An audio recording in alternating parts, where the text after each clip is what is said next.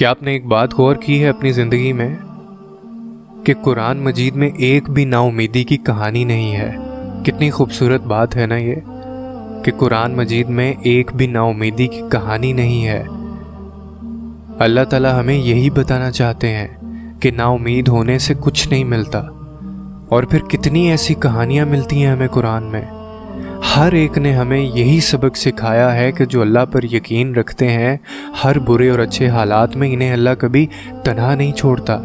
جیسے حضرت یعقوب اپنے پیارے بیٹے سے دور ہو جانے کی وجہ سے روتے رہے اور اپنی بینائی بھی کھو بیٹھے، لیکن انہیں اللہ پر توکل تھا، یقین تھا کہ ان کے بیٹے کو ان سے ضرور ملوائے گا، اور آخر کار ان کے بیٹے کے ساتھ ساتھ اللہ نے انہیں بینائی بھی واپس کر دی۔ اور اسی طرح حضرت زکریا علیہ السلام کو بڑھاپے تک کوئی اولاد نہ ہوئی، لیکن ان کو اللہ پر بہت یقین تھا، توکل تھا۔ آخر کار اللہ نے ان کی دعا قبول فرمائی اور اولاد عطا کی، جس سے وہ خود بھی حیران ہو گئے۔ اور حضرت ایوب علیہ السلام اپنی بیماری کی وجہ سے بے حد تکلیف میں تھے، لیکن اللہ نے انہیں راحت بخشی۔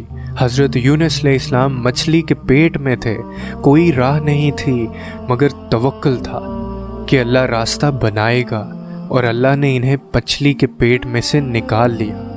اور یہ توکل کو مضبوط کر دینے والی کہانیوں کی فہرست جاری ہے۔ کیا آپ نے ان ساری چیزوں میں غور کیا ہے کہ اللہ تعالیٰ نے ان سب کو دنیا میں راحت بخشی ہے اور آخرت کی زندگی ان کے لیے اعلیٰ ترین ہے؟